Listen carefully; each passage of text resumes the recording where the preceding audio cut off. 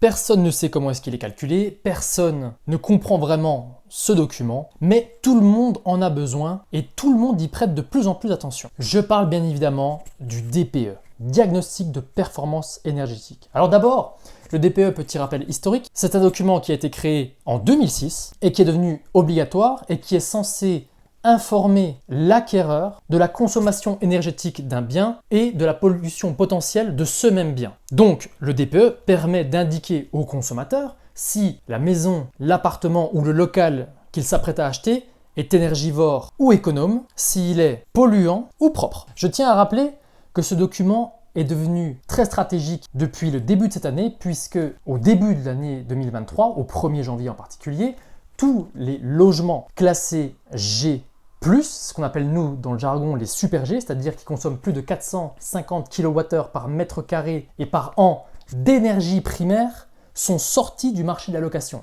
Donc ce document a une importance capitale. Je tiens également à rappeler que d'ici 2025, tous les logements classés G seront également mis en dehors du marché de la location, tous les logements classés F en 2028 et tous les logements classés E en 2034. Ça concerne quand même donc du coup pas mal de logements sur une période de 11 ans.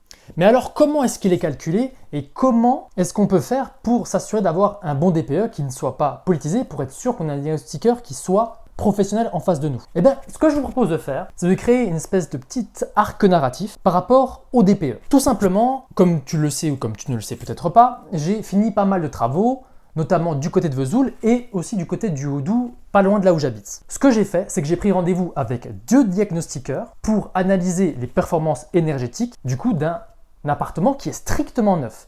Il est neuf, mais il a été complètement rénové parce que en fait, c'est un immense bâtiment que j'ai fait découper et ensuite j'ai revendu des surfaces brutes. Moi, j'étais en charge de la commercialisation. Et dans cette commercialisation, du coup, j'en ai gardé un que j'ai acheté au promoteur pour ensuite le rénover. Si ça t'intéresse un petit peu plus, pour en savoir un peu plus sur cette rénovation et sur le suivi du chantier, je te mets une vidéo juste ici. Donc, comme je disais, l'appartement, il est fini et donc du coup, je vais faire venir 2 diagnostiqueurs. Il faut savoir qu'on est le 15 mai 2023, j'ai pris rendez-vous pour le 2 juin et pour le 4 juin. Donc, un petit peu après ces dates-là, je ferai une autre vidéo pour qu'on analyse ensemble ce diagnostic par rapport à un appartement qui est strictement neuf, c'est-à-dire qu'il n'a jamais été occupé, ni par moi, ni par quelqu'un d'autre. C'est un appartement que je m'apprête à mettre en location, donc tu te doutes bien que je suis impatient d'avoir le résultat. Pour être totalement franc, ce que l'on va faire pour cette expérience, c'est je vais donner vraiment les mêmes indications aux 2 diagnostiqueurs, c'est-à-dire que je vais donner les factures qui ont été produites pour ce chantier-là, et je vais aussi montrer les photos et les vidéos de l'appartement lors du chantier. Parce que évidemment, étant donné que je suis au courant de comment fonctionne un petit peu le diagnostic, vu que c'est quand même une partie de mon métier, et surtout ça m'intéresse, et bien du coup j'ai eu vent et je savais qu'il fallait prendre des photos et des vidéos pour s'assurer de pouvoir prouver les travaux que tu as faits au diagnostiqueur. Et c'est comme ça qu'il va pouvoir bien être sûr des matériaux que tu as mis. Donc voilà ce que je propose. Je vais suivre l'arc narratif sur tout simplement ce DPE. On le lira ensemble histoire qu'on ait un maximum d'informations.